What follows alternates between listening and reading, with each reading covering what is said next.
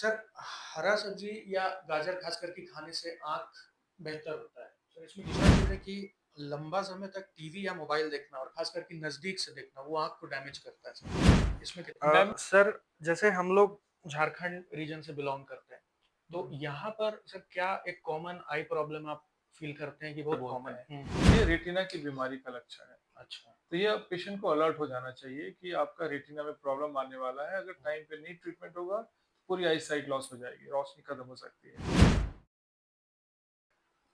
जोहार, नमस्कार।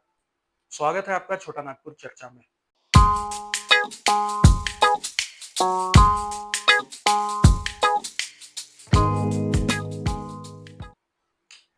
आज का छोटा नागपुर चर्चा का हम लोग का जो चर्चा होने वाला है, वो बहुत ही खास है।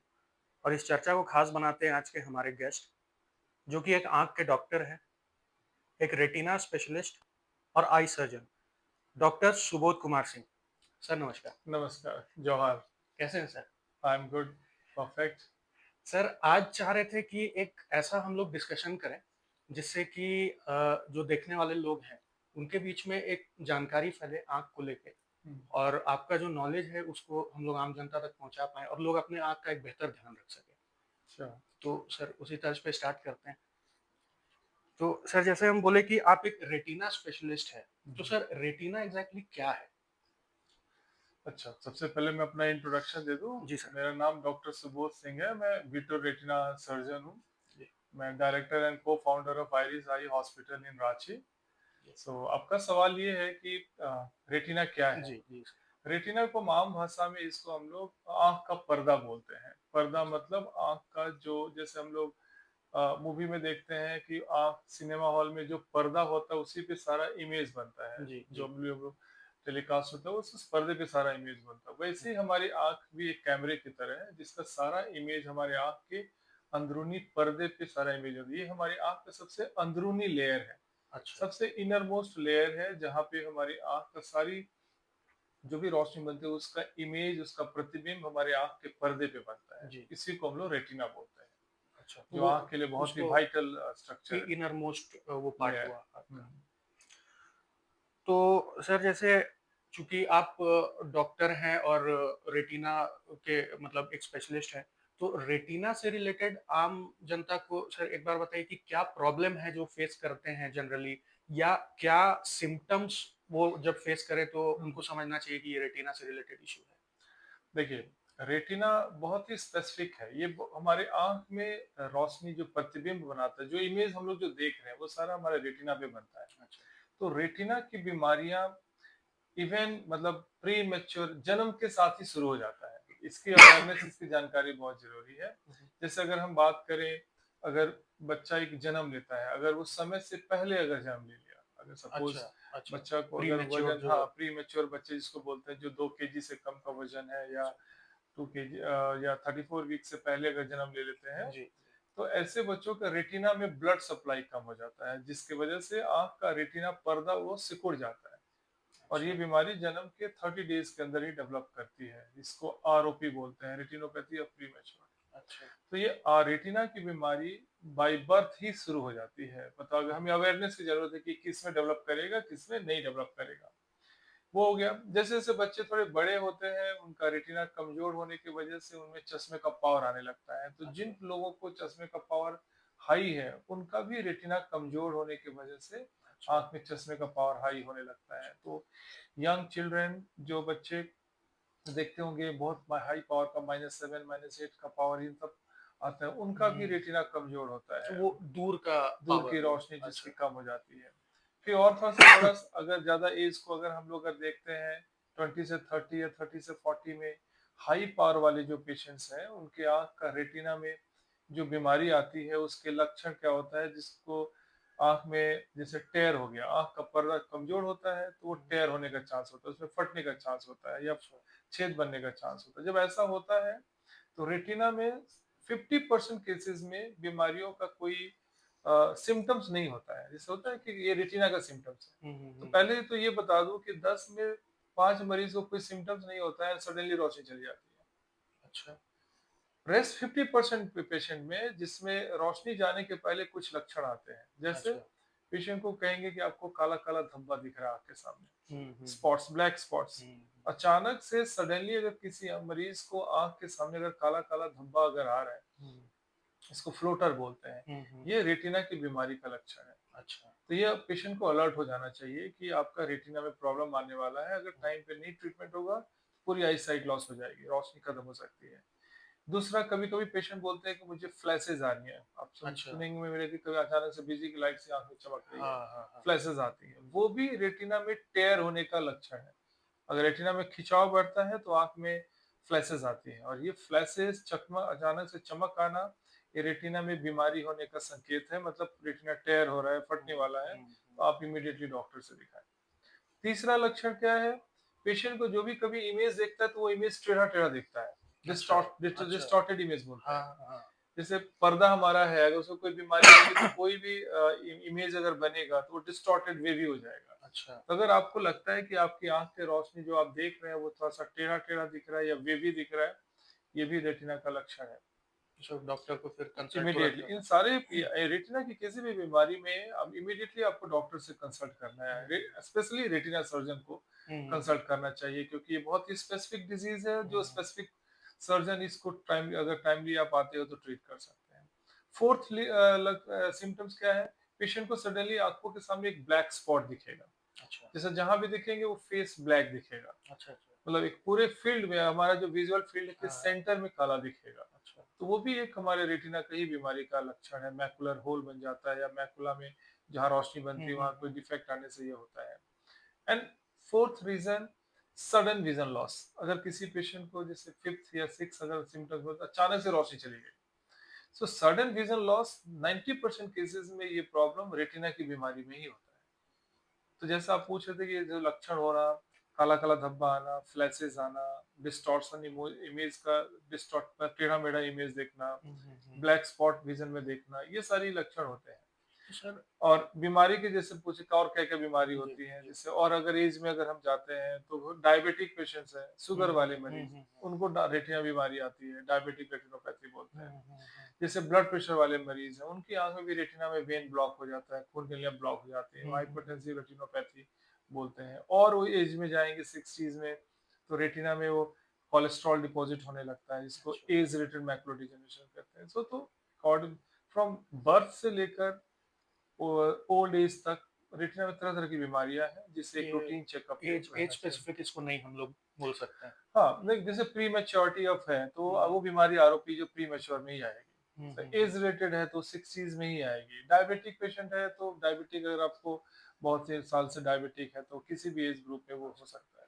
तो सर जैसे आप बता रहे थे जो खासकर कि मतलब न्यूबॉर्न बेबीज़ में हुँ, जो एक सिम्पटम पता कर पाना बहुत मुश्किल है कि वो खुद तो वो बता नहीं पाएगा। हुँ, तो एज़ अ पेरेंट क्या हम उसमें एक निगरानी रखें? क्योंकि मतलब किसी को भी अगर अपने बच्चे के एंगल से देखना होगा तो वो तो खुद को ही देखना होगा, बच्चा तो खुद नहीं बता सकता। राइट, तो सर उसमें कुछ अगर हम लोग हाँ। प्रिकॉशन ले सकें तो? देखिए, इसमें क्या है ना, आजकल बच्चों में ना, मतलब जो बीमारियाँ आँख में आती है ना, हुँ, तो हुँ। बच्चों को वो पता नहीं होता है, उनका सेंस उतनी डेवलप नहीं करता है बिल्कुल। कि वो इसको बीमारी माने। हुँ, हुँ। अगर बच्चा 3-4 साल का बच्चा है, 5 साल का बच्चा है और अगर उसको कम दिख रहा है, हुँ। तो वो उसको बीमारी नहीं समझता है वो बच्चा, हुँ, क्योंकि उसको हुँ। पता है कि जो दिख रहा है दैट इज़ नेचुरल, उसको वो हुँ, कम ही हुँ। दिखता है, ये सही होना चाहिए हुँ, विज़न। हुँ। तो उसे तो नॉर्मल विज़न तो नहीं नहीं, पता है। नहीं, उसको पता ही तो नहीं है। ये सब बच्चे कभी कंप्लेन नहीं करते हैं। बच्चे कब कंप्लेन करते हैं, जब वो 9-10 इयर्स का हो गया, स्कूल जा रहा है, हाँ, हाँ। 2 साल सारे दोस्त यार बैठे हुए हैं, तो कोई देख रहा है, कोई नहीं देख रहा है, तब हुँ, उन्हें हुँ। समझ में आता है कि समथिंग कुछ रॉन्ग। गड़बड़ है। हाँ, लेकिन जो हाँ। क्लास 1 से 5 तक के बच्चे हैं, उनको वो सेंस नहीं रहता। उनको लगता है कि जो मुझे विज़न है, कि मुझे जो यही दिख रहा है, यही कम दिख रहा नॉर्मल है, है। वो वही नॉर्मल विज़न है, और उसकी वजह से वो कंप्लेन नहीं आती और उसमें बहुत सारी बीमारियाँ अनडिटेक्टेड रह जाती है। जी। जैसे हम लोग एग्जांपल लेते हैं कि लेज़ी आई कॉमन टर्म है, कि लोग बोलते हैं ना लेज़ी आँख है। हुँ, हुँ। लेज़ी आँख में क्या होता है कि एक आँख की रोशनी कम हो जाती है और एक अच्छा। आँख की रोशनी 100% होती है। हाँ। तो जब हम देखते हैं तो हमारी विज़न में कम प्रॉब्लम नहीं आती, क्योंकि एक आँख बेटर है तो हमें हुँ, ब्रेन हमारे आँख हुँ। को बेटर विज़न की वजह से कोई कंप्लेन नहीं देता। जब तक कि हम एक आँख को ऐसे बंद करके ना देखें तो हमें पता नहीं चलता कि कि दोनों आँख वो का विज़न इश्यू इक्वल है कि नहीं। तो ये एक है कि पेरेंट्स को थोड़ा चेक करना चाहिए कि बच्चे की एक आँख को बंद करके कि दोनों से इक्वल दिख रहा है कि नहीं। दूसरा, अगर पेरेंट्स को लगता है कि उनका बच्चा कोई मोबाइल या कोई बुक्स बहुत क्लोजली ऐसे देख रहा है, तो अच्छा, देयर इज सम प्रॉब्लम। अच्छा, या अच्छा। अगर घर में बच्चा बैठ रहा है, हम लोग सोफा पे बैठ के टीवी देख रहे हैं एक सर्टेन डिस्टेंस पे, बट अगर आपका बच्चा बार बार वो सोफा से हट के वो करीब जा रहा है उसको देखने के लिए, मतलब वो मतलब उसका टीवी को देखने के लिए वो हाँ, बार बार क्लोजली जा रहा है, तो फिर प्रॉब्लम है उसकी विजन में। या अगर पेरेंट्स को दिख रहा है कि बच्चे की एक आंख थोड़ी डेविएट हो रही है, अच्छा तिरछापन वो आ रहा है, भागता है अगर एक हाँ तरफ। जो डेविएट होता हुँ, है, ये हुँ। भी एक मतलब कम विजन का एक संकेत है इसमें। तो या इसको अगर पेरेंट्स को दिखता है कि बच्चे की आंख अगर देख रहे हैं और अंदर से कुछ व्हाइट व्हाइट दिख रहा है, तो ये सब बीमारी के संकेत हैं, इन सब उन लोग को तुरंत इसको ये करना चाहिए। कैटर करना चाहिए डॉक्टर को एक हाँ, बार yes consult yes to me. करके। एंड सबसे इम्पोर्टेंट जो आपने प्री मैच्योरिटी की बात किया कि जी, प्री मैच्योर बच्चे तो कभी बोलेंगे नहीं। जी, तो बिल्कुल। यहाँ पेरेंट्स को नहीं, यहाँ पे प्री मैच्योरिटी में पेडियाट्रिक्स डॉक्टर का बहुत रोल है, अच्छा, अच्छा, क्योंकि वो प्री मैच्योर बच्चों को ट्रीट कर रहे हैं। बिल्कुल। तो उनको पता है कि प्री मैच्योर बच्चों में क्या क्या बीमारियां आ सकती हैं, अच्छा, है ना? तो तो ये डॉक्टर, पीडियाट्रिक डॉक्टर्स को पेशेंट को इन्फॉर्म करना चाहिए कि आपका बच्चा चूंकि समय से पहले जन्म लिया है, तो इसके आंख में एक आरओपी एक बीमारी है जो 20-30% बच्चों में डेवलप करती है, हुँ, जो जन्म के 30 डेज में ये बीमारी आती है। तो पीडियाट्रिक्स के हुँ, जो बच्चे के जो डॉक्टर पेरेंट्स को बताते हैं कि हुँ, आप 28 दिन, 30 से 28 दिन के अंदर हुँ, हुँ, हुँ। बच्चे के आंख का रेटिना चेक जरूर करा लें, तो उससे हम अच्छा, लोग ये बीमारी को डिटेक्ट कर सकते हैं। यहाँ पे डॉक्टर का एक बहुत ज़्यादा रोल यस, है। यहाँ पे डॉक्टर का हाँ, रोल है, जहाँ बच्चा एनआईसीयू में है, प्री मैच्योर है, वहाँ हुँ, पेरेंट्स तो देख नहीं पाते, नहीं, बच्चा इतना छोटा है वो बिल्कुल, कैसे रिकॉग्नाइज करेंगे, बिल्कुल, बिल्कुल। है ना? बच्चा जब चलने फिरने लगता है, विजन डिमांडिंग होता है, तब पेरेंट्स को समझ में आता है कि उसका विजन सही है कि नहीं। हुँ। तो यहाँ पे रोल बच्चे के डॉक्टर तो अगर घर में किसी के भी घर में अगर प्रीमेच्योर डिलीवरी होता है तो एक बार जो बच्चे के डॉक्टर हैं उनसे ज़रूर एक बार ये सवाल उठाया जाए कि रेटिना में इश्यू अगर है या का। कुछ, तो उसको एक बार डिस्कशन अपने एंड से भी करना ज़रूर। सर जैसे हम लोग झारखंड रीजन से बिलॉन्ग करते हैं, तो हम्म, यहाँ पर सर क्या एक कॉमन आई प्रॉब्लम आप फ़ील करते हैं कि बहुत कॉमन है? Yes, right question. जी सर। यहाँ पे मैं देखता हूँ जैसे बहुत दूर दराज से, गांव देहात से भी पेशेंट्स आते हैं, हुँ, हुँ। हमारे अर्बन एरिया से भी पेशेंट्स हैं, रिमोट एरिया से भी है, विलेज से भी पेशेंट है। सबसे पहले तो ये बताऊं कि बच्चों में चश्मे का पावर बहुत कॉमनली मुझे देखने को मिल रहा अच्छा, है ना? अच्छा। मुझे यहाँ तक देखने को मिल रहा है कि एक बच्चा पहली बार आंख चेक कराने आ रहा है और उसके चश्मे का पावर -5 -7 के करीब पहुंचा हुआ है। -5-7 यस, एंड पेरेंट्स को पता ही नहीं है। अच्छा। मैंने क्लिप बताया ना, जैसे कि हम लोग डिस्कशन में कि क्लास 1 to 5 तक के बच्चों में पेरेंट्स बच्चे को बताते हुँ, नहीं है, हुँ, हुँ, कंप्लेन करते नहीं है, और पेरेंट्स को अवेयर है नहीं कि प्रॉब्लम हो सकती है। हुँ। बट बहुत डिमांड के बाद जब स्कूल से कंप्लेन आता है तो पेशेंट्स को पहली बार मतलब पेरेंट्स लेके आते हैं उनको दिखाने, and we can see that already चश्मे का पावर -5 -7 तक पहुंचा हुआ है। अच्छा, ऐसे भी है एग्जाम्पल। दूसरा है डायबिटीज। अच्छा। मतलब डायबिटीज आज हर तीसरे चौथे पेशेंट को बिल्कुल, डायबिटीज बिल्कुल, है। बहुत और कॉमन। डायबिटीज अब वो बीमारी अब नहीं रही कि सिर्फ अर्बन लोगों को या हुँ, टाउन में या सिटी में रहने वाले लोगों को भी होता है। डायबिटीज आज गांव देहात रिमोट एरिया में भी लोगों को हुँ, शुगर है। बिल्कुल। और शुगर वाले लोगों को ये पता नहीं होता कि उनकी आंख भी शुगर से खराब होती है। हुँ, हुँ, मेरे पास पेशेंट्स पहुंच रहे हैं जो शुगर की बीमारी से ऑलमोस्ट 90% विजन लॉस हो चुका है, एंड इवन अभी भी वो दवा ड्रॉप पे रहते हैं कि शायद दवा से ठीक हो जाए। इसमें शुगर में रेटिना में बीमारी 2-3 साल पहले आ जाती है, हुँ, लेकिन उसमें विजन लॉस नहीं करता है। अच्छा, बट बीमारी जैसे जैसे शुगर से पर्दा धीरे धीरे खराब होता है, जब 70-80% पर्दा डैमेज हो जाता है तब वो रोशनी को अफेक्ट करता है। अच्छा, सो बाय द टाइम जब पेशेंट की रोशनी कम होती है तब तक हमारा रेटिना तो ऑलमोस्ट 70-80% डैमेज हो चुका रहता है।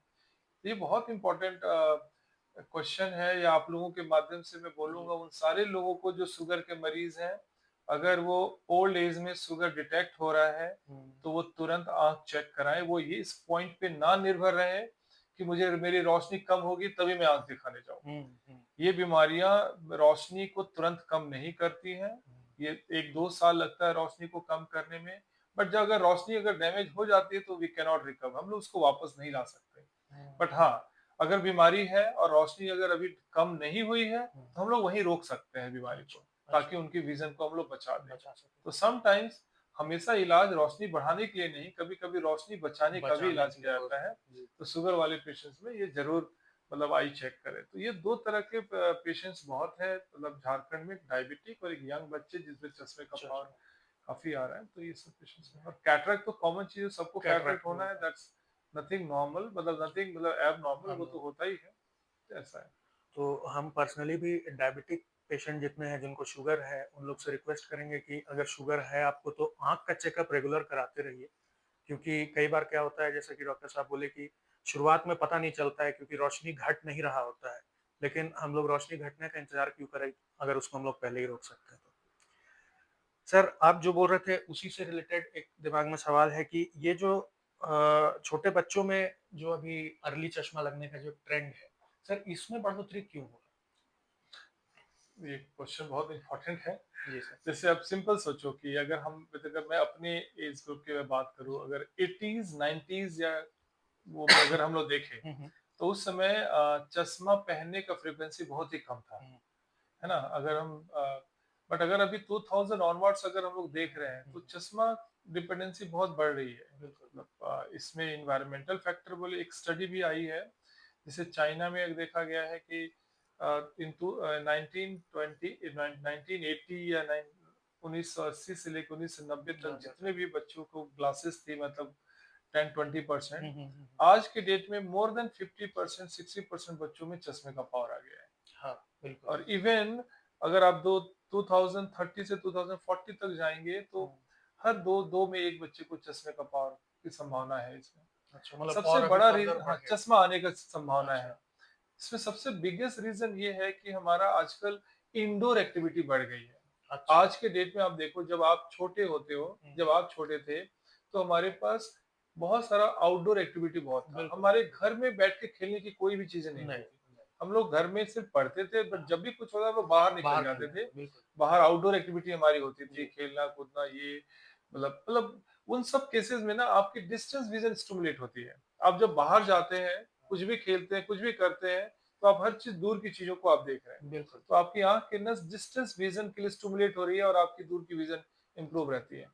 बट जब आप इंडोर में आज के डेट में जो 2000 ऑनवर्ड्स, जो हुँ, फिर कोविड के बाद हाँ। इतना इन हाउस एक्टिविटी बढ़ गया, मोबाइल आ गया, कंप्यूटर आ गया, सिस्टम आ गया ना, अब हर चीज हम लोग नजदीक को ही प्रेफर कर रहे हैं। हुँ, हुँ, मोबाइल गेम्स हो गए, तो हमारी क्या हो रही है, हमारे नजदीक की विजन तो स्टिमुलेट हो रही है बिकॉज हम हुँ, नजदीक का देख रहे हैं, बट दूर वाली विजन कॉम्प्रोमाइज हो रही है।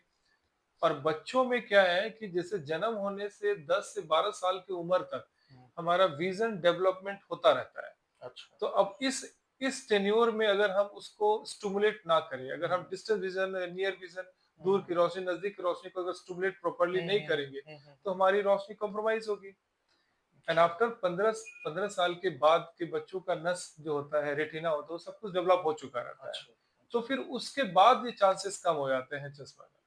तो अच्छा। हमारा अभी पूरा कंसर्न आज के डेट में इंडोर एक्टिविटी का बढ़ जाना, बच्चों का ज्यादातर टाइम मोबाइल, स्मॉल स्क्रीन, ये सब पे डिपेंड रहना ही चश्मा आने का रीजन है। अब आप देखिए, अभी एक न्यू कॉन्सेप्ट आ रहा है स्कूल में, आजकल बच्चों को थोड़ा सा ओपन गार्डन में लोगों को पढ़ाने का हाँ, टेंडेंसी हाँ, आ रहा है। ये हाँ। कॉन्सेप्ट उसी लिए आ रही है क्योंकि बच्चों को घर में भी नजदीक में पढ़ रहे हैं, स्कूल में भी एक एक एक रूम के क्लोज़्ड अंदर पढ़ रहे एनवायरनमेंट हैं। हाँ, एक तो उनको आजकल आज स्कूल में एक टेंडेंसी बन रही है कि इनको थोड़ा सा ओपन गार्डन में इनको बैठा के ओपन एनवायरनमेंट में पढ़ाने का किया जा रहा है। ये सब कॉन्सेप्ट उसी के थ्रू हो रही है कि बच्चों ओवरऑल को हेल्थ को जितना ज्यादा प्रमोट हम किया जाए। आई का विजन को डेवलप करें, नियर की विजन कॉम्प्रोमाइज ना हो, तो आउटडोर एक्टिविटी बढ़ाना है, ऐसा तो है। सर तो फिर मतलब 10 से 15 साल तक जैसे आप बोल रहे हैं कि कंप्लीट डेवलपमेंट हो चुका होता है। हम्म। तो ये जो मतलब फ्रॉम बर्थ टू 15 साल, यस। जन्म से 15 साल वाला जो एक स्लॉट है, उसमें ये बेटर रहेगा कि पेरेंट्स भी एक इनिशिएटिव ले कि भाई राइट। तुम जाओ बाहर। यस। एक एक सर एक मतलब एक पर्सनल एक्सपीरियंस से बोल रहे हैं कि कई बार क्या होता है कि स्टडी प्रेशर या इस चीज़ को लेकर के भी हम्म। एक बाहर निकलने का टेंडेंसी कम होता है हम्म। बच्चों में। तो अगर मान लीजिए कि पेरेंट्स भी थोड़ा इसमें कोऑपरेट करें कि ठीक है चलो पढ़ाई भी इम्पोर्टेंट है बट एक फिजिकल एक्टिविटी, आउटडोर एक्टिविटी भी इम्पोर्टेंट है, तो वो भी सही रहेगा मेरे ख्याल से। यस। क्या है ना, आज के डेट में क्या है ना, हमारा सिनेरियो पूरा चेंज हो गया है। जी, we are nowadays more of like study literature, जी, मतलब बुक्स, सिस्टम सारा, आजकल सारे बच्चे बुक्स कम पढ़, आज मोबाइल और स्क्रीन पे ज्यादा बुक्स पढ़ते हैं, हाँ, ये तो है। है ना? तो अब और लोड भी इतना बढ़ गया है बच्चों पे पढ़ाई का, इतने होमवर्क्स, इतने टीचर की असाइनमेंट्स और ये ट्यूशन, सब हाँ, ये कि स्कूल में तो पढ़ाई होता है, बच्चे घर आके भी स्कूल की पढ़ाई में लगे रहते हैं। हाँ, तो ओवरलोड बहुत है पढ़ने का, इसकी वजह से बच्चों का आउटडोर एक्टिविटी बहुत कॉम्प्रोमाइज़ हो गया है बच्चों। वो तो है। तो वो चीज़ हमें गवर्नमेंट को ये सब कुछ सोचना चाहिए, बिल्कुल, स्कूल के बिल्कुल, बिल्कुल। अध्यापकों को सोचना चाहिए कि आप जब स्कूल में बच्चा 6 घंटा, 7 घंटा अगर पढ़ाई कर रहा है, तो उतना सफिशिएंट होता है सफिशिएंट बच्चों को उतने बिल्कुल। देर में उनको पढ़ाने का। उसके बाद स्कूल बच्चा जब घर जाता है तो they are flooded with too many of homeworks. हाँ, इतना हाँ। आप होमवर्क अगर बच्चों को देंगे तो फिर बच्चा घर जाके भी 4 घंटा 5 घंटा पढ़ना ही पड़ता है। तो बिल्कुल। बच्चे को टाइम कब है मतलब एक थोड़ा फिजिकल एक्टिविटी, आउटडोर एक्टिविटी करने का। तो यहाँ ये तो मैटर ऑफ कंसर्न है, इसको सोचना चाहिए तो सबको। डॉक्टर या साहब का भी बोलना है कि आराम से जाओ खेलो, फुटबॉल खेलो, क्रिकेट खेलो और छुपा-छुपी खेलो। तो अच्छा सर जैसे आप बता रहे थे कैटरैक्ट के बारे में। हुँ। सर कैटरैक्ट को थोड़ा-सा एक्सप्लेन करिए कि क्या है मतलब टेक्निकल एंगल से? कैटरैक्ट का साधारण भाषा में बोले कि हमारे आँख का जो लेंस है, जी। जिससे हमारी रोशनी बन जैसे कैमरे का एक लेंस होता है हुँ, जो हुँ। इमेज लेता है, फोटो लेता है। हुँ। अगर वो लेंस किसी वजह से वो स्क्रैच हो जाए या वो लेंस में एक लेयर बन जाए तो इमेज धुंधला आएगा। वैसे ही हमारे आँख का लेंस जो होता है, जिससे हमारी रोशनी बनती है, वो लेंस का सफेद हो जाना, वो लेंस ओपेक हो जाना, वो हमारा लेंस अच्छा। ट्रांसपेरेंट होता है। हाँ, जैसे हाँ। ये ग्लास ट्रांसपेरेंट है, हाँ, तो ठीक है। हमारा लेंस भी ट्रांसपेरेंट होता है। हुँ, हुँ। अब इस ग्लास को बीच से मैं व्हाइट घिस दूँ, हुँ, हुँ, हुँ, हुँ। तो ये व्हाइट हो गया ना, तो हमें सब कुछ ब्लर दिखता है, तो देखने को वही मिलता कैटरेक्ट है। हमारा है। लेंस अच्छा, एज की वजह से वो सफेद हो जाता है, जिसको कैटरेक्ट अच्छा, बोलते हैं। अच्छा। तो ये मतलब ऐज के कारण ही मेनली यस, ये होता है। 80% केसेस एज की वजह से कैटरेक्ट बनता है, 20% केसेस में कैटरेक्ट दूसरे वजहों से बनता है। जैसे आज के डेट में देखो, आज ड्रग डिपेंडेंसी बढ़ गई है, हम लोग मेडिसिन पे ज़्यादा हुँ, लेते हैं। जी, तो बिल्कुल। मेडिसिन में बहुत बार स्टेरॉइड यूज़ होता है बॉडी के दूसरे बीमारियों को इलाज हुँ, में। तो वो स्टेरॉइड का एक साइड इफेक्ट में आप समझिए कि लॉन्ग टर्म अगर आप स्टेरॉइड खाते हैं तो आपकी आँख में कैटरेक्ट भी बन जाता है। तो स्टेरॉइड की वजह से कैटरेक्ट भी बन सकता है, चोट लगने से भी कैटरेक्ट कम उम्र में लोगों को बनता है। इवन डायबिटिक, शुगर वाले पेशेंट्स का अगर शुगर बहुत ही फ्लक्चुएशन है तो उनको कम उम्र में कैटरेक्ट आ जाता है। तो कैटरेक्ट समटाइम्स बीमारियों की वजह से भी आता है, समटाइम्स एज की वजह से। मैक्स एज ज़्यादा कॉमन कॉज़ ज़्यादा है। Common age. हुँ।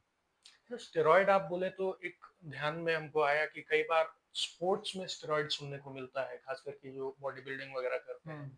तो वो स्टेरॉइड और ये स्टेरॉइड सेम होता है या? सेम स्टेरॉइड अब वो डिफरेंट डिफरेंट फॉर्म में आता है, उसके डिफरेंट डिफरेंट रोल होते हैं, बट स्टेरॉइड इज स्टेरॉइड, तो अगर वो अगर लेंगे तो उसको कैटरेक्ट वो बनेगा। बनेगा, यस। मतलब इवन फॉर स्पोर्ट्स पर्पस अगर या कोई ले रहा है अब तो? आपको देखना है स्पोर्ट्स पर्पस में स्टेरॉइड देते हैं ऐसा तो नहीं है, वो सर लोग वो बॉडी वो मतलब बॉडी बिल्डिंग। डोपिंग ही है, वो एक हाँ, तरह का वो डोपिंग में आता या है, it's not that is recommended. Not legal and not steroid recommended. मतलब ऐसा कभी भी नहीं होता है कि स्पोर्ट्स में और ये सब में रिकमेंड किया जाता है। नहीं, लोग ओवर रिकमेंडेड तो यूज नहीं, कर रहे हैं, ओवर यूज़ मिसयूज करते हैं। कर रहे हैं बिल्कुल, बिल्कुल। बॉडी बल्क को बढ़ाने के लिए, जी, बट स्टेरॉइड से कैटरेक्ट का चांसेस बनेंगे। बनता ही है। Yes, if you long term use करोगे कैटरेक्ट तो कैटरेक्ट बन सकता है। तो इसका सर ट्रीटमेंट क्या रहेगा कैटरेक्ट का? कैटरेक्ट का the only solution is to remove the lens. आप लेंस को रिमूव करके नया लेंस का प्रत्यारोपण कर दीजिए। अच्छा। दैट मीन्स कैटरेक्ट सर्जरी करना है। दवा ड्रॉप से लोग कहते हैं कि मोतियाबिंद को ठीक कर देते हैं, वो हाँ। सारे फॉल्स कमिटमेंट समझिए, कमेंट समझिए या फॉल्स इंफॉर्मेशन है। हुँ, हुँ, हुँ। कैटरेक्ट कभी भी दवा से ठीक नहीं हो सकता है। आपका आंख का लेंस सफेद हो गया, अब उसे हटा के नया लेंस फिक्स कर देना है। आपको मैं पेशेंट को मैं साधारण भाषा में समझाता रहता हूँ कि जैसे पेशेंट पूछता है सर दवा से क्यों नहीं ठीक हो सकता। हुँ, हुँ, हुँ। तो कैटरेक्ट क्या है, एज की वजह से लेंस सफेद हो गया, हाँ, जैसे बिल्कुल। एज की वजह से हमारा बाल सफेद होता बिल्कुल, है। बिल्कुल। तो क्या हम दवा से क्या बाल सफेद को काला कर सकते हैं? नहीं कर नहीं। सकते हैं। सेम हमारा आंख का कैटरेक्ट है, लेंस अगर सफेद हो गया तो वो अभी नॉर्मल ट्रांसपेरेंट कभी नहीं होगा, उसे ऑपरेट करके न्यू लेंस लगा देते हैं। सर एज़ अ लेमैन मेरे दिमाग में क्वेश्चन है, बहुत मतलब फनी साउंड कर सकता है, लेकिन जैसे आप बोले कि लेंस है, लेंस के ऊपर में एक व्हाइट धब्बा जैसा हम्म। जमा हुआ है या सर जैसे बहुत लोग बोलते हैं कि आई ड्रॉप है बहुत सारा उससे क्लियर होता है। तो हम्म। बहुत लोग का ऐसा बोलना है कि वो उसको क्लियर कर देता है। मतलब जैसे एक होता है ना कि साफ कर देता है, तो वो साफ हो पाना पॉसिबल है? 100% फॉल्स गलत है इंफॉर्मेशन है ये। ऐसा नहीं है, ऐसा साइंस में नहीं आया, मेडिकल साइंस में। अच्छा। अगर ऐसा होता है तो ये वर्ल्ड वाइड ये इस इंफॉर्मेशन को पास ऑन करके मेडिकल साइंस ये सब में भी उसको इम्प्लीमेंट किया जा सकता है।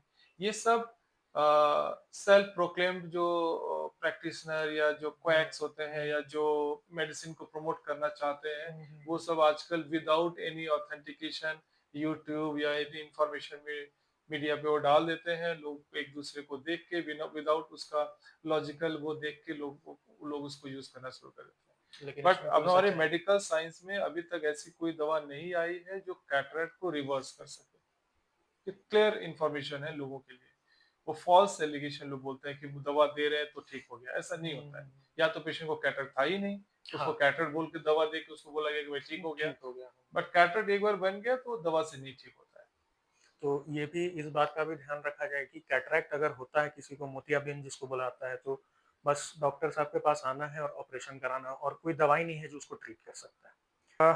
सर झारखंड के इंटीरियर एरिया में छोटा गांव देहात वाला जो एरिया हुआ वहां पर एक जनरल आप क्या सजेशन देंगे कि आंख को कैसे मेंटेन रखें, आई हेल्थ को कैसे मेंटेन रखें, क्योंकि सर इंटीरियर में आप जानते हैं ऐसा बहुत सारा एरिया है जहाँ पर मेडिकल फैसिलिटी तुरंत अवेलेबल नहीं है, या तो हम्म नियरेस्ट जो भी बड़ा एरिया है वहां पर जाइए या नियरेस्ट सिटी जाइए, हम्म। या रांची जमशेदपुर इस तरह की सिटी में आपको आना पड़ता है।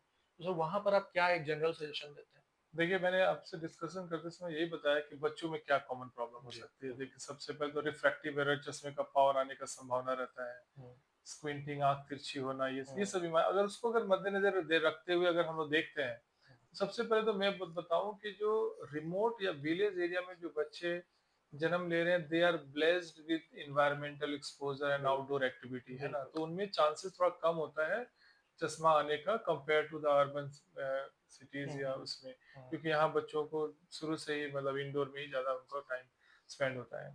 But as a parent sitting in the remote area, अगर हम विलेज में बैठे हुए हैं, हमारे बच्चे हैं, तो हम कैसे बच्चों को ध्यान रखें? देखिए, बच्चों को एक तो फूड हैबिट हमें ध्यान देना है कि बच्चों को जितना ग्रीन वेजिटेबल्स यंग एज में अगर हम देते हैं तो उनका रेटिना ज्यादा स्ट्रांग होता है, क्योंकि रेटिना मैंने बोला 10 to 12 ईयर्स तक के एज तक सारे स्ट्रक्चर्स हमारे डेवलप करते हैं। बिल्कुल। तो उसमें अगर फूड हैबिट पे अगर ध्यान दें, तो बच्चों को जितना ग्रीन वेजिटेबल्स अगर देते हैं तो हमारे रेटिना में विटामिन ए से रेटिना में रोडोप्सिन कंपोनेंट्स होते हैं जो और ज्यादा स्ट्रांग होता है, जो रेटिना को देगा।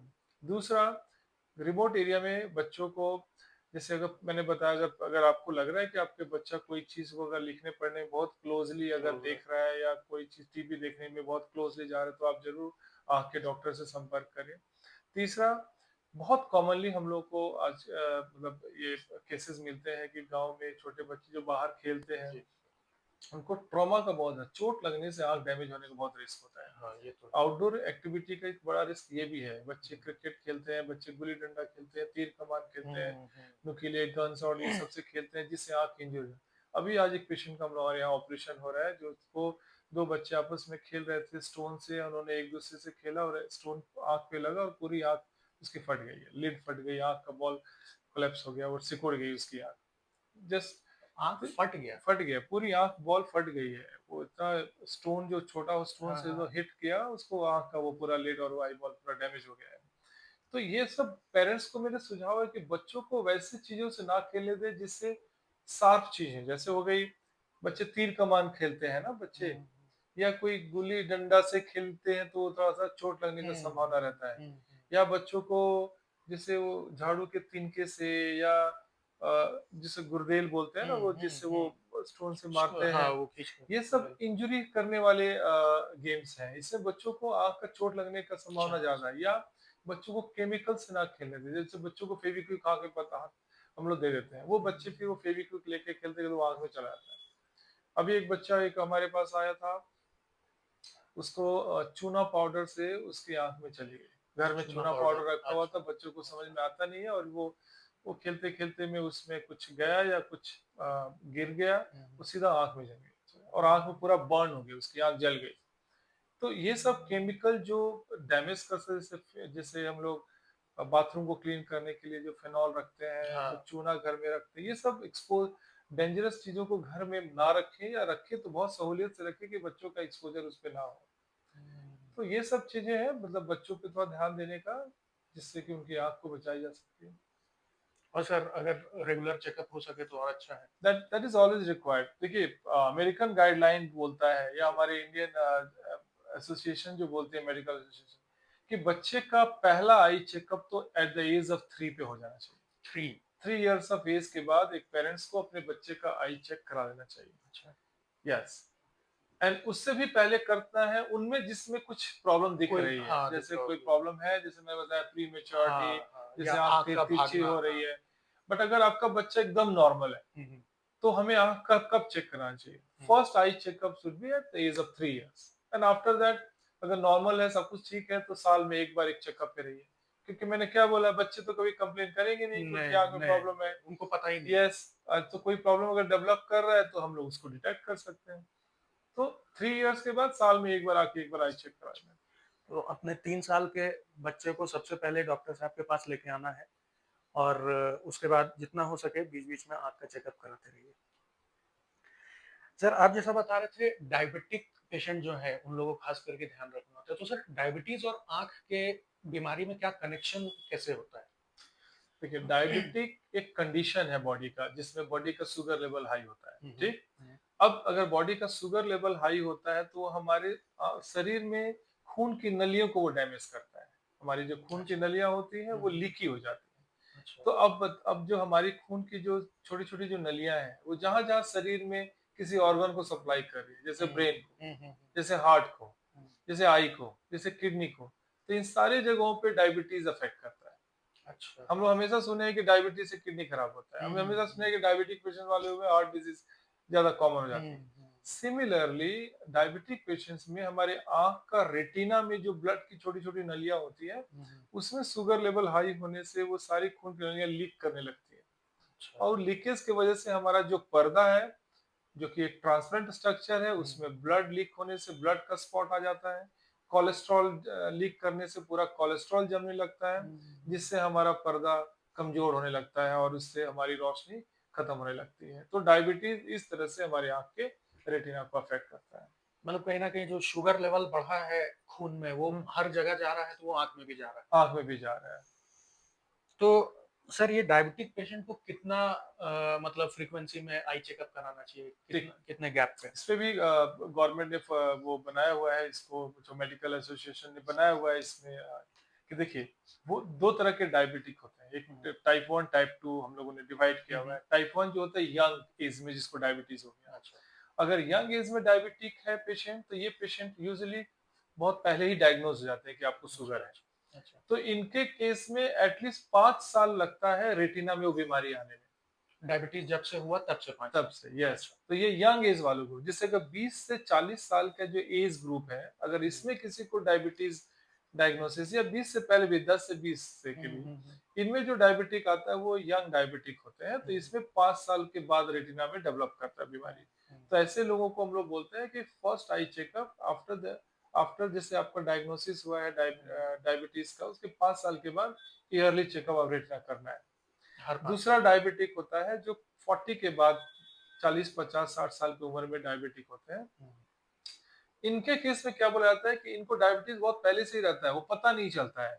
हम लोग अच्छा। चेक नहीं कराते, पता नहीं रहता है। हुँ, हुँ, हुँ। तो जब तक इनका डायबिटीज डायग्नोज होता है, ऑलरेडी 5 इयर्स 10 इयर्स चल जा चुका रहता ओह! है। अच्छा, अच्छा। तो टाइप 2 जो डायबिटिक होते हैं, जो 40 के बाद जिनका डायबिटीज डायग्नोज होता है, जी। उनको जैसे ही अगर पता चला कि इनको शुगर की बीमारी है हुँ, हुँ। या डायबिटीज डायग्नोज हो गया, इमीडिएटली उनकी आंख का रेटिना भी सेम टाइम पे चेक करा चेक लेना करा लेना चाहिए चाहिए। कि उस रेटिना में शुगर का बीमारी आया है कि नहीं। अच्छा। एंड अकॉर्डिंगली हमें जैसे शुगर है, डेवलप किया है कि नहीं किया है, अकॉर्डिंगली फिर हम लोग ईयरली चेकअप या 6 मंथ 3 मंथ्स, उस पर डिपेंड करता है चेकअप्स में। लेकिन डायबिटिक पेशेंट को ज़्यादा सतर्क रहना ज़रूरी है ही है। बहुत ज्यादा, क्योंकि diabetic is a multi organ disorder. मतलब इस डायबिटीज में वो डायबिटीज किसी को डेथ पोजीशन पे नहीं ले जाता है, हुँ, पर डायबिटीज अगर हार्ट को प्रॉब्लम करेगा तो हार्ट से आपका लाइफ थ्रेट हो लाइफ सकती थ्रेटनिंग है। हो सकता है। डायबिटीज अगर किडनी को खराब करेगा तो किडनी से हमारी लाइफ थ्रेट हो सकती है। हुँ, डायबिटिक हमारी ब्रेन के को करेगा तो ब्रेन से हमारी लाइफ थ्रेट हो सकती है। तो इसीलिए डायबिटीज को बोलते हैं एक क्रोनिक डिजीज, जो धीरे धीरे हमारे ऑर्गन को डैमेज करता है। हुँ, लेकिन ऑर्गन को तभी वो डैमेज करता है जब हम वो शुगर बहुत ही अनफ्लक्चुएशन चल रहा है। तो हुँ। अगर शुगर को अच्छे से कंट्रोल रखते हैं, कंट्रोल का क्राइटेरिया भी अगर आपका HbA1c 6.5 से अगर कम रखते हैं, ये टारगेट रखें, अच्छा, तो आपका ये जो ऑर्गन में डैमेज होने का जो कैपेसिटी है शुगर का, वो डिले हो जाता है। अच्छा। सपोज जो रेटिना हम 5 साल में डैमेज हो सकता है, हुँ, हुँ। अगर आपने शुगर अच्छे से कंट्रोल किया तो उसको डैमेज होने में 10, 15, 20 इयर्स लग सकता है। अच्छा, तो तो वो आपका काफ़ी वो स्पेस लाइफ ले लेता है। एक्सपेक्टेंसी जो है वो वो बढ़ आपको जाता है। गुड विजन के थ्रू आप आपकी ज्यादा विजन, बेटर बिल्कुल। विजन पे आप आपकी सारी जिंदगी निकल सकती है। हुँ। तो ऐसा है उसमें। तो डायबिटीज़ जो है या शुगर जो है वो अपने आप में जानलेवा नहीं है, लेकिन वो उसको कंट्रोल रखना ज़रूरी है और बाकी ऑर्गन पर उसका क्या असर हो रहा है, बाकी अंग पे क्या असर हो रहा है, उसको टाइम टू टाइम चेकअप कराते रहना ज़रूरी है।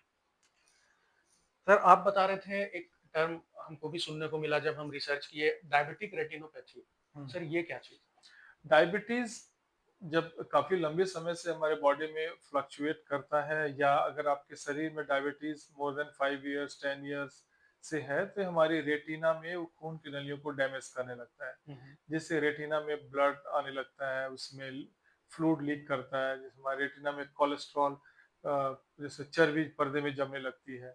तो पर्दा का खराब होना शुगर की वजह से, हुँ। इसी बीमारी को बोलते हैं डायबिटिक रेटिनोपैथी।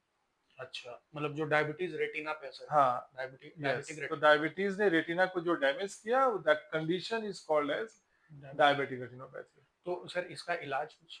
यस, डेफिनेटली इसका इलाज है। अभी मेडिकल साइंस इतना अच्छा इम्प्रूव कर गया हुँ, है, ये हुँ, हुँ, अगर हुँ। 20 इयर्स पहले की अगर हम बात करें तो डायबिटीज से पेशेंट्स का ब्लाइंड होने का टेंडेंसी बहुत हाई था। अच्छा। बट अभी चूंकि मेडिकल साइंस इतना इम्प्रूव कर गया, इतनी टेक्नोलॉजी इम्प्रूव कर गई, डायग्नोस करने की क्षमता इतनी इम्प्रूव हो गई है, हुँ, तो ट्रीटमेंट भी उसमें आ गया है। तो अगर हम डायबिटीज को टाइमली डिटेक्ट करें और उसको ट्रीटमेंट अगर दें, तो ये ब्लाइंड होने की जो क्षमता होती है शुगर से, हुँ, उसको हम लोग डिले कर सकते हैं।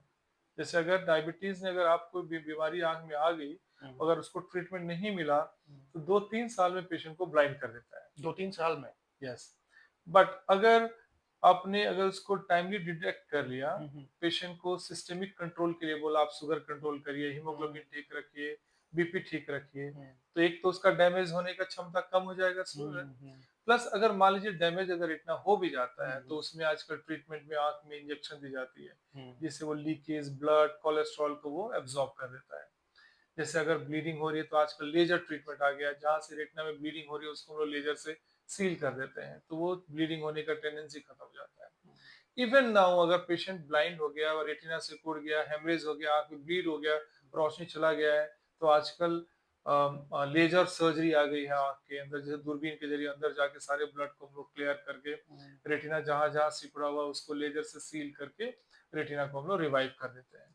तो ट्रीटमेंट तो है, बट पेशेंट को सही समय पे सही पहुंचना, समय पे पहुँचना। सही समय पे सलाह लेना, और अपने शुगर को टाइमली कंट्रोल, या शुगर के साथ साथ ब्लड प्रेशर, हीमोग्लोबिन, कोलेस्ट्रॉल अगर बॉडी का वो ठीक रखता है, तो आंख का इलाज बेशक हो सकता है और आंख की रोशनी बचाई जा सकती है। सर ये जो इलाज आप बताएँ जैसे इसका या इवन जो हम लोग कैटरैक्ट के हम्म। बारे में डिस्कस कर रहे थे, सर इसमें कहीं पे भी दर्द होता है पेनफुल? क्योंकि बहुत बार क्या होता है कि एक डर के कारण से पेशेंट नहीं आते हैं आंख डॉक्टर के में पास। एक छोटा सा एक बालू का एक टुकड़ा भी एक चला जाता है, तो कितना पेन होता है हमें। बिल्कुल, बिल्कुल। तो हम लोग अगर बात करें कि आंख में हम सुई देंगे, हुँ, आंख में हम ऑपरेशन करेंगे, तो पेशेंट को एक फेयर फैक्टर तो रहता ही है। बिल्कुल, बिल्कुल। बट मैंने क्या अभी आपको बताया कि मेडिकल साइंस इतना आजकल इम्प्रूव हो गई है कि अभी सर्जिकल आउटकम, उसके रिजल्ट्स और पेशेंट्स का मतलब जो सिम्टम्स और उसके दर्द, मतलब उसके कम डिस्कम्फर्ट को हम लोग बहुत रिड्यूस कर सकते हैं अच्छा, आजकल।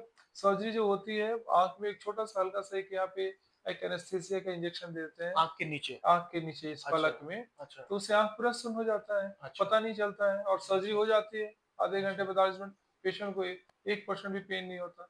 और इवन सर जब इंजेक्शन भी हम लोग आंख में देते हैं, हुँ, पेशेंट हुँ। को डर होता है आंख में इंजेक्शन लगेगा, बिल्कुल, पेन बिल्कुल, होगा। बिल्कुल। ये तो बहुत ही फेयर वाली बात, फेयर हाँ, फैक्टर की बात है कि पेन होगा, इंजेक्शन लगेगा। बट आंख में आजकल टॉपिकल ड्रॉप्स आते हैं, सिर्फ ड्रॉप्स देके ही आंख के सरफेस को एनेस्थेटाइज कर देते हैं, तो अच्छा, सेंसलेस कर देते हैं ड्रॉप्स देके ही। अच्छा, अच्छा, और अच्छा। आप इंजेक्शन देंगे, 1% भी पेन नहीं होता है, एकदम पेशेंट विल वेरी कंफर्टेबल। मेरे जितने पेशेंट्स हम आज लोग यहाँ पे लेजर हुँ, इंजेक्शन हुँ। ऑपरेशन हम लोग कर रहे हैं, हुँ, हुँ, हुँ। पेशेंट का सारे सबसे पहला क्वेश्चन ये कि सर दर्द तो नहीं होगा। तो इसलिए हम पूछे, बहुत सेम लोग को ये पेशेंट डर होता है। जब हम इंजेक्शन देते हैं तो पूछते हैं, तो बोलते हैं कि एकदम बिल्कुल दर्द नहीं है, उनके मन का डर होता है जो उनको ऐसा। बिल्कुल, और बिल्कुल। इसकी इस वजह से बहुत पेशेंट इलाज नहीं नहीं कराते हैं, जिसकी कराते। वजह से बीमारी कहाँ से कहाँ पहुंच जाती है। और बाद में और वो उसको इलाज और करना बहुत मुश्किल हो बस जो जाता है। चीज सुई दे के आँख ठीक हो सकती है, वो उसके लिए फिर ऑपरेशन करना, बिल्कुल, मेजर स्टेप पे जाना, ये चीज कोई अगर कोई मतलब नहीं है। अपने लोगों के बीच में ये भ्रांति अगर खत्म हो, तो उनका हुँ। इलाज और बेहतर हो पाएगा। तो ये एक बहुत बड़ा बात है कि आँख में ऑपरेशन या सुई पड़ने से कोई दर्द नहीं होता है, उसका एक तरीका होता है, ऐसा नहीं है कि उसको डायरेक्ट दे दिया जाता है। जैसा डॉक्टर साहब बताए कि एक ड्रॉप के ज़रिए भी आँख को शून्य किया जा सकता है और उसके बाद उस पर काम किया जाए और आँख को पूरा ठीक किया जा सकता है। तो इसलिए इस डर के कारण डॉक्टर के पास आप ना जाएँ, ऐसा मत करिए क्योंकि बीमारी जो है फिर वो आगे बढ़ते-बढ़ते बहुत मुश्किल एक रूप ले लेता है। सर एक पर्सनल एंगल से सर आपसे सवाल कि आपका जो ये जो जर्नी रहा as medical specialist, as I hmm. Specialist sir ये कैसा रहा?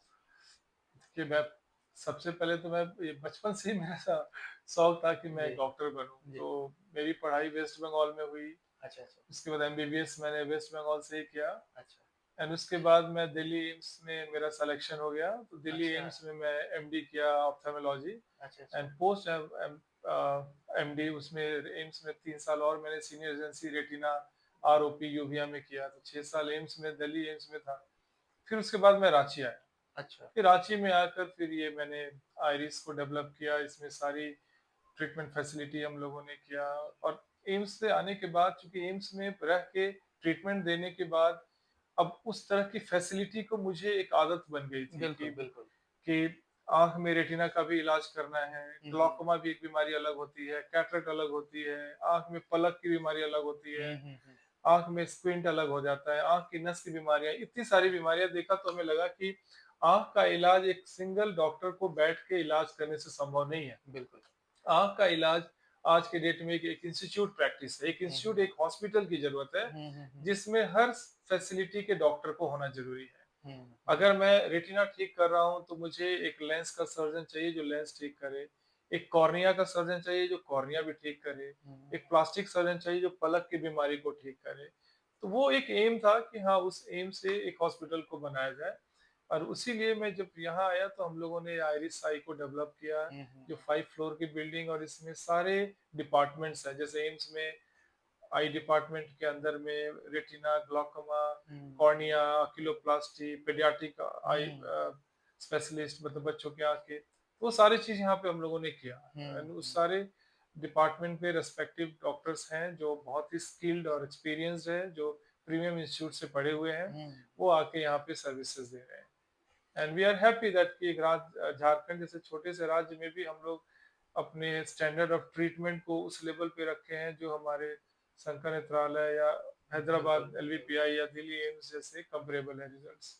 तो सर अगर किन्हीं को अगर आना हो यहाँ पे चेकअप कराने के लिए तो सर कैसे करना होगा? क्या प्रोसीजर है उसका? कुछ नहीं है आप हॉस्पिटल यहाँ पे सारे ऑप्शंस हैं यहाँ पे। हुँ, यहाँ पे हम लोग ऑनलाइन अपॉइंटमेंट भी लेते हैं, हुँ, पेशेंट प्रायर अपॉइंटमेंट भी ले सकता है, हुँ। फेसबुक के माध्यम से ले सकता है, व्हाट्सएप के माध्यम से ले सकता है, फ़ोन नंबर फ़ोन नंबर भी है, वो स्प्रेड किया हुआ है या पेशेंट डायरेक्टली चाहता है कि अगर कॉन्टैक्ट नहीं हो रहा है, डायरेक्टली वो आ सकता है, वहाँ पे अपॉइंटमेंट नीचे रिसेप्शन से मिल सकता है और उनकी जो बीमारी है, उनके जो स्पेशलिस्ट डॉक्टर है, वो हमारे रिसेप्शन पे जो स्टाफ है, उन्हें गाइड कर देते हैं कि आपको अगर ये बीमारी है, तो ये हमारे स्पेशलिस्ट है, तो अकॉर्डिंगली फिर वो करता है। फिर जो पेशेंट अगर दिखाता है किसी डॉक्टर को अगर लगता है उसको कि नहीं, इसको थोड़ा दूसरा प्रॉब्लम भी है, तो हमारे हुँ, दूसरे डॉक्टर्स भी उसको सेम टाइम पे उसको देख लेते हैं। चूँकि तो सारे मतलब डिपार्टमेंट्स सारे अवेलेबल डिपार्टमेंट तो यहाँ एक छत के नीचे वो आँख का संपूर्ण इलाज है। सारे डॉक्टर्स हैं जो ए हुँ, टू जेड बीमारी को मतलब हम लोग देख के ट्रीट कर सकते हैं। तो डिस्क्रिप्शन में यहाँ का रिसेप्शन का नंबर और एड्रेस भी हम ऐड कर देंगे। हुँ।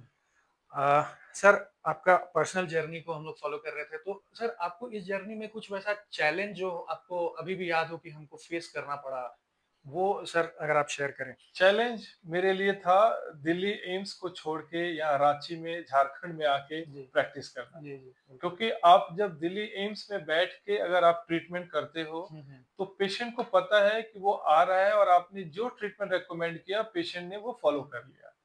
एम्स मतलब का अब ब्रांड नेम होने के एम्स कारण। में because I am sitting in the AIIMS हुँ, और मैं एम्स में ट्रीटमेंट प्रोवाइड कर रहा हूँ, तो पेशेंट को वो पूरा ट्रस्ट होता है कि हाँ, हाँ, हाँ। जो होगा अच्छा होगा। हुँ, हुँ। बट आई एम बट वही सर्जन, वही स्किल लेकर जब रांची में आ जाता है, झारखंड में आता है, तब उसी वो सबसे बड़ा चैलेंज होता है वो पेशेंट को कन्विंस करना कि आपकी ये बीमारी है और इसका ये ट्रीटमेंट लेना है। हुँ, क्योंकि हुँ। यहाँ पे जो पॉपुलेशन है, जो ट्रीटमेंट प्रोटोकॉल है, जो मतलब पेशेंट को यहाँ ट्रस्ट फैक्टर कम है। मतलब हुँ, शुरू में हुँ। जब मैं आया, तो मुझे देखने में समझ में आता है कि मैं अगर छोटा चीज़ भी रिकमेंड करता था, तो पेशेंट को लगता था कि नहीं हम लोग कहीं और जाके दिखाएँ। मतलब अच्छा।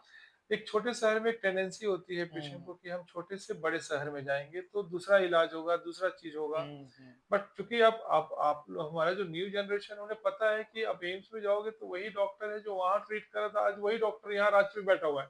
हुँ, हुँ। Skill and equipments and everything is available. Available. हुँ। बट क्या है ना कि ये सबसे बड़ा थॉट ब्लॉक था यहाँ पे हुँ, पेशेंट्स के लिए, जो मेरे लिए चैलेंज था हुँ, हुँ। कि उसको ट्रीट करना। छोटे-छोटे प्रीमैच्योर बच्चों को देखता था, जो मैंने 10 साल से वहाँ ट्रीट करता था, अब यहाँ पे रिकमेंड कर दूँ पेशेंट टर्न अप नहीं होते थे इलाज के लिए, फिर वही अच्छा। ट्रीटमेंट के लिए वो एम्स में जाते थे, वही सेम ट्रीटमेंट वहाँ मिलता था। तो ये मेरे लिए बहुत चैलेंज था, बट पेशेंट को धीरे-धीरे ट्रीटमेंट देता गया, वो सेकंड ओपिनियन, थर्ड ओपिनियन के लिए दिल्ली एम्स, सेंट्रल हैदराबाद जाते थे, सेम ओपिनियन मिलता था, सेम हुँ, ट्रीटमेंट मिलता था।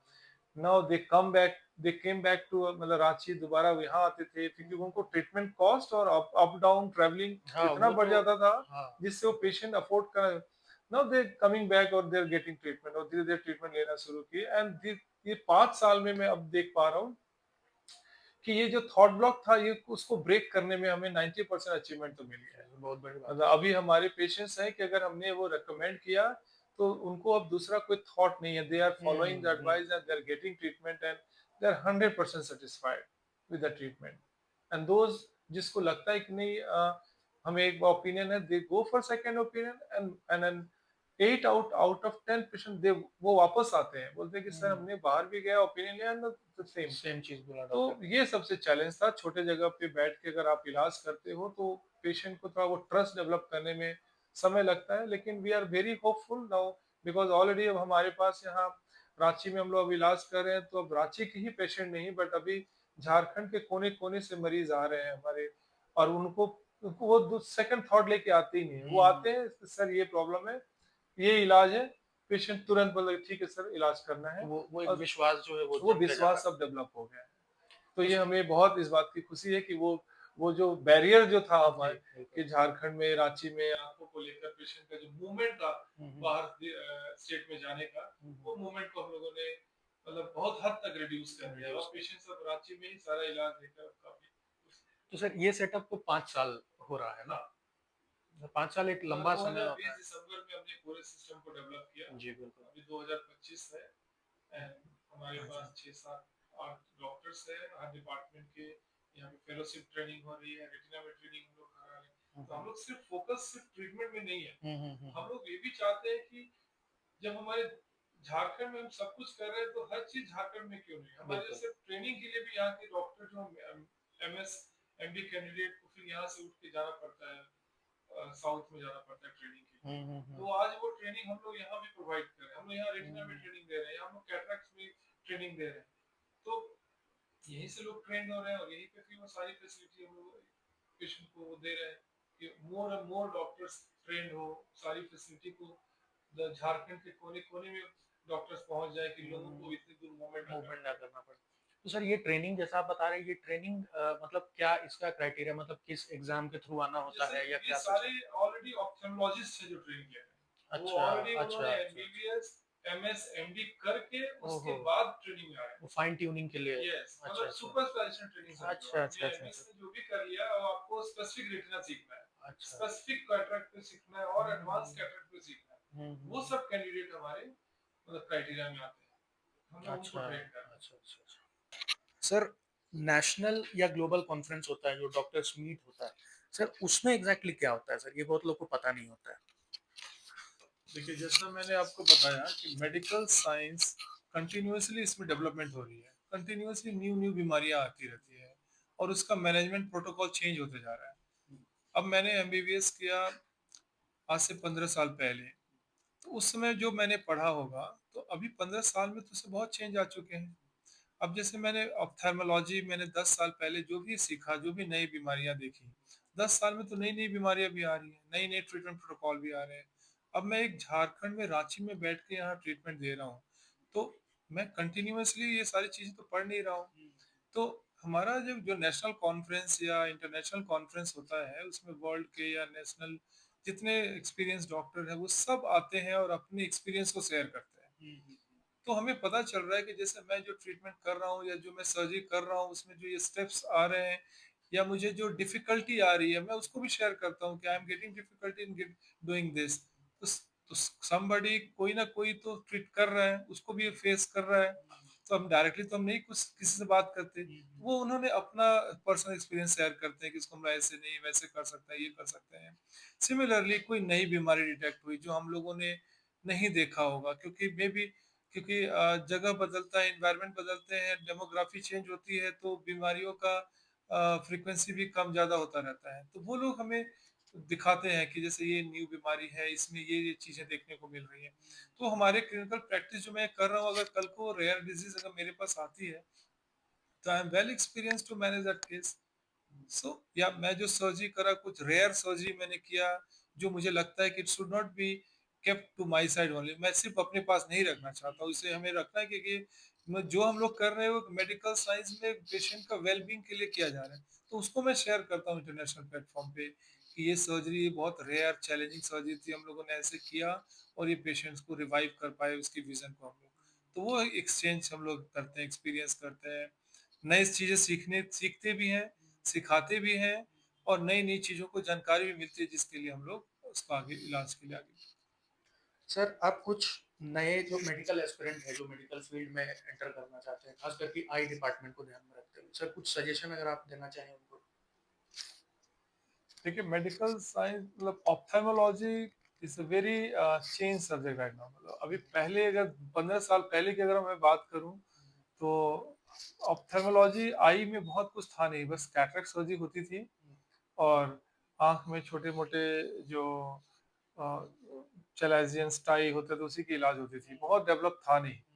लेकिन अभी ये लास्ट 15-20 इयर्स में सडनली बहुत वास्ट चेंज आया है ऑप्थेल्मोलॉजी में and I can understand that since बीमारियां इतनी बढ़ती जा रही हैं और मतलब हमारे लिए जो पहले हम लोग बोलते थे ना कैटरैक्ट सबसे ज्यादा कॉमन कॉज है ब्लाइंड और मतलब ब्लाइंडनेस का। बट अभी मैं देख रहा हूँ कि diabetes is going to be the first cause vision को कम करने का, इरिवर्सिबल जो परमानेंट विजन लॉस करने का। तो आई में बहुत बीमारियां बढ़ रही हैं, सारी चीजें आई पे अफेक्ट कर रही हैं, तो डिमांड तो बहुत है आई में एंड उस हिसाब से ऑप्थेल्मोलॉजिस्ट बहुत कम है हमारे देश में और पेशेंट्स बहुत हैं ऑप्थेल्मोलॉजी में। बच बच बच मैंने क्या बताया, हमारी बच्चों की आंख जन्म से के साथ ही बीमारियां शुरू हो जाती हैं। तो आपको कोई पर्टिकुलर एरिया को नहीं कवर करना है, आपको एक छोटे बच्चे प्री मैच्योर बच्चों से लेकर ओल्ड एज तक बच्चों आंखों में तरह तरह की बीमारियां हैं। तो अब इसका लिमिटेशन बहुत बढ़ गया, मतलब इसमें मतलब सॉरी बहुत एक्सपैंड हो गया ऑप्थेल्मोलॉजी। तो अगर कोई एस्पिरेंट अगर उसको लगता है कि ऑप्थेल्मोलॉजी में जाना है तो ophthalmology is a very good subject nowadays. मतलब आपका ओपीडी है, बहुत पेशेंट्स हैं, उनकी बीमारियां हैं, उनको हमें ट्रीट करना है। उसमें तरह-तरह की न्यू बीमारी, इतनी टेक्नोलॉजी इम्प्रूव हो गई है, जिसको लर्न करना, सीखना, उसको सब हमारी सोसाइटी को वो प्रोवाइड करना and society needs more and more ophthalmologist with more and more skill, more and more expert surgeons, ताकि उसको जो बर्डन है वो कम हो जाए। तो सर इसका क्या रास्ता क्या है? किस एग्ज़ाम के थ्रू ये जाया जाता है? ये तो सिंपल जैसे कॉमन जैसे जैसे अदर मेडिकल एमबीबीएस फील्ड्स के लिए? आपने किया, उसके बाद आप पीजी का एग्जाम देते हो, पोस्ट ग्रेजुएशन के एग्जाम क्वालिफाई करने के बाद अगर आपका चॉइस ऑप्थेल्मोलॉजी है तो ऑप्थेल्मोलॉजी चूज करते हो। फिर 3 साल का एमएस कोर्स होता है ऑप्थेल्मोलॉजी, उसमें आपको ऑप्थेल्मोलॉजी रिलेटेड सारी बीमारियां को सिखाया जाता है। उसके बाद मेन जो क्रीम टाइम जो होता है वो होता है fellowship training, that is very important. वो फेलोशिप ट्रेनिंग में आपको पर्टिकुलर एक आई के एक पर्टिकुलर सेगमेंट को एक्सपर्ट बनाया जाता है। अगर आप ग्लॉकोमा में हैं फेलोशिप तो आप ग्लॉकोमा एक्सपर्ट होंगे। आपको अगर रेटिना में फेलोशिप कर रहे हैं तो आपको रेटिना पे ही सारी बीमारियों का ट्रीटमेंट हो, क्योंकि एक सर्जन के लिए सारी बीमारियों के लिए एक्सपर्ट होना इज नॉट पॉसिबल। तो आपको उसके बाद फेलोशिप ट्रेनिंग होती है, पोस्ट एमएस के बाद वो पहले ट्रेनिंग करते हैं, उसके बाद फिर पेशेंट मतलब एस्पिरेंट्स को प्रैक्टिस करना है, हॉस्पिटल ज्वाइन करना है, उस हिसाब से वो करते हैं। कुछ सवाल है जो हम डॉक्टर साहब से पूछेंगे। कुछ ऐसा मान्यता हर घर में रहता है जो कि कितना सही है, सर एक मिथ वर्सेस हम्म, रियलिटी का एक सेक्शन रखना चाहते हैं। सर, हरा सब्जी या गाजर खास करके खाने से आँख बेहतर होता है। सर इसमें कितना सच्चाई है? बात सही है। मैंने क्या बताया जैसे कि जब बच्चे जन्म लेते हैं उनको 10-12 इयर्स के एज तक उनका रेटिना, उनका ऑप्टिक नर्व हुँ, सब कुछ डेवलप करता है। हुँ, हुँ, तो हमारा रेटिना एक पर्टिकुलर विटामिन ए का डिमांड उसमें बहुत ज़्यादा होता है। हुँ, उसमें एक रोडोप्सिन कंपोनेंट है जो हमारे विज़न को हेल्प करता है इम्प्रूव करने में। हुँ, तो वो रोडोप्सिन जो होता है वो विटामिन ए की वजह से वो और ज़्यादा डेवलप करता है। तो आप विटामिन ए आप ग्रीन वेजिटेबल्स के से आप उसको सप्लीमेंट को पूरा कर सकते हैं। तो हुँ, बच्चों में ख़ासतौर से बच्चों में हुँ, हुँ, हुँ। मतलब ग्रीन वेजिटेबल्स देना, ये आँख के लिए अच्छा है। हाँ, कैरेट्स हो गया, ये हो गया, उनको देना इम्पोर्टेंट है। बट वो चीज़ अब 10 20, 20, 30, 40 ईयर एज में फिर वो मैटर नहीं करता है, अच्छा, क्योंकि तब तक तो आपका रेटिना सब डेवलप कर चुका रहता है। मतलब कुछ सर दूसरा चीज़ है कि लंबा समय तक टीवी या मोबाइल देखना और खास करके नज़दीक से देखना, वो आँख को डैमेज करता है सर। इसमें कितना सच है? डैमेज इन द सेंस आँख को डिस्कम्फर्ट देता है और लंबे समय से आप अगर अगर मोबाइल स्मॉल स्क्रीन पे डिपेंडेंट है तो आपके चश्मे के पावर को और बढ़ा देता है वो। क्योंकि आपका इतना स्ट्रेन डेवलप करता है उसको देखने में, उससे आँख में ड्राइनेस आ जाती है, हमारी आँख ड्राई होने लगती है। हमारे आँख में चश्मे का पावर को थोड़ा बहुत नॉट सिग्निफिकेंट बट पावर में चेंज आ सकता है। तीसरा आपको कंप्यूटर विज़न सिंड्रोम ये सब चीज़ों से होती है। बार कंप्यूटर पे ज़्यादा डिपेंड होने से आँख में पेन, स्ट्रेन, हेडेक्स ये सब होते हैं। तो आपका ये डिस्कम्फर्ट लेवल बढ़ा देता है। आँख को कोई बीमारी नहीं ब कर देता, लेकिन आपके डिस्कम्फर्ट को बढ़ा देगा आपको। सर एक ये भी माना जाता है कि कम रोशनी में रीडिंग करने से, पढ़ने से आँख हुँ। डैमेज होता है। सर इसमें क्या सेम सच है? कॉन्सेप्ट है अगर कम रोशनी में अगर आप पढ़ाई कर रहे हो तो आपकी आँख को ज़्यादा प्रेशर देना पड़ता है उन चीज़ों को देखने के लिए। और आँख पे अगर ज़्यादा प्रेशर है तो हमारे आई के मसल्स फटीग होंगे, कमज़ोर होंगे, स्ट्रेन आएगा, हेडेक आएगा, प्लस हमारे कंटीन्यूअस डिम लाइट में आप देख रहे हो तो हमारी आँख पे वो ब्लिंक करने की टेंडेंसी हम लोग कम रखते हैं, जिससे फिर ड्राइनेस आएगी, ड्राइनेस से फिर आँख में बर्निंग सेंसेशन ये सारी चीज़ें डेवलप करती है। सर एक ये भी माना जाता है कि बढ़ती उम्र के साथ कैटरैक्ट को अवॉइड नहीं किया जा सकता है। सर हुँ। ये कितना सच है? Cataract is totally a age related condition of the हुँ, आई। एज आए बढ़ेगा तो कैटरेक्ट आएगा। अब वो कैटरेक्ट किसी को 40 पे आता है और किसी को 80 ईयर ऑफ एज तक आता है। तो बहुत लोग कहते हैं मेरे पास पेशेंट आते हैं कि ये तो 50 साल का ही है, इसको कैसे कैटरेक्ट हो गया? हमारे दादाजी 80 साल के हो गए, हाँ, हाँ, उनको कैटरेक्ट नहीं नहीं है। है। हाँ, तो इसमें थोड़ा-सा मैं एक चीज़ और बताऊँगा। देखिए, लोग कहते हैं कि नहीं अभी सबको कैटरेक्ट हो रहा है, 20-30 साल पहले तो किसी को कैटरेक्ट होता नहीं था, हम लोग तो सुनते नहीं थे, हमारे दादाजी, हमारे नाना जी को कैटरेक्ट सर्जरी की कोई ज़रूरत हुँ, ही हुँ, नहीं हुँ, पड़ा। हुँ, हुँ। तो कैटरेक्ट 100 साल पहले भी उतना ही होता था, अभी भी थोड़ा-सा ज़्यादा ही हो रहा है क्योंकि आजकल केमिकल एक्सपोज़र हाँ, हमारे हाँ, पे ज़्यादा है। हाँ। ये कैटरेक्ट होता सबको था। अब क्या है कि अभी क्यों कैटरेक्ट ज़्यादा सर्जरी हो रही है या कैटरेक्ट क्यों डायग्नोज़ हो रहा है? क्योंकि अवेयरनेस फिर लोगों में बढ़ रही है। अच्छा। पेशेंट का डिमांड बढ़ रहा है।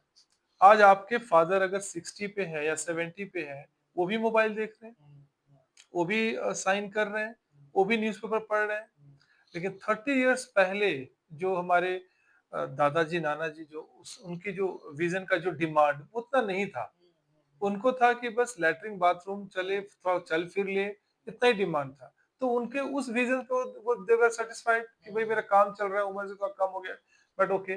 बट आज के डेट में अगर आपका रीडिंग, राइटिंग, पढ़ना, मोबाइल देखना, टीवी देखना अगर बंद हो गया, हुँ, तो आप तो सबसे पहले आके आई चेक कराएँगे ना कि व्हाई दिस इज़ हैपनिंग। और आप आके चेक करा तो आपका कैटरेक्ट डायग्नोसिस हो रहा है और उसका ट्रीटमेंट भी हम लोग को दे रहे हैं। तो कैटरेक्ट पहले भी होता था, अभी भी होता है, अभी डिमांड विज़न का इतना बढ़ गया है, एवरीबॉडी नीड्स 100% विज़न। हुँ, हुँ, अगर हुँ। आपको हम 70 या 50% विज़न देके बोलेंगे कि आप रहिए, ऐसे ही रहना है, satisfaction you will be not satisfied, your work will be not done, आपका काम नहीं चलेगा नहीं। नहीं चलेगा। इसीलिए कैटरेक्ट होता है, हो रहा है, it's not new to us. हुँ। सर एक मान्यता ये भी है कि बच्चों को आँख में काजल लगाने से आँख बड़ा होता है या आँख का रोशनी बढ़ता है सर इसमें क्या सच है? नहीं, ये टोटली गलत बात है। काजल लगाने से ना ही बच्चों की आँख की रोशनी बढ़ती है और ना ही आँख बड़ी होती है।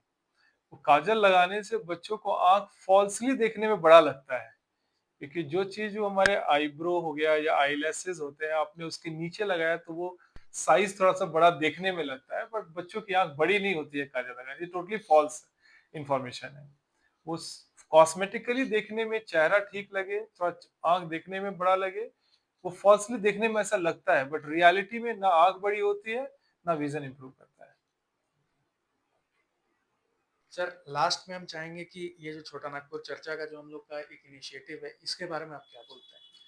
देखिए, मैंने आप ये एक आधे घंटा 45 मिनट के सेशन में आप लोगों ने जो हमसे आई के बारे में जो भी बातें करी, इसको पूरा समझने में पब्लिक को, है ना, समय लग जाता है, महीनों समय लग जाता है कि एक चीज को समझने में क्या होता है। बट आपके माध्यम से ये छोटा नागपुर चर्चा की वजह से जो चीजें हम लोग चाहते हैं कि लोगों में ये मैसेज जाए, वो आप एक बहुत अहम आपका इसमें रोल है।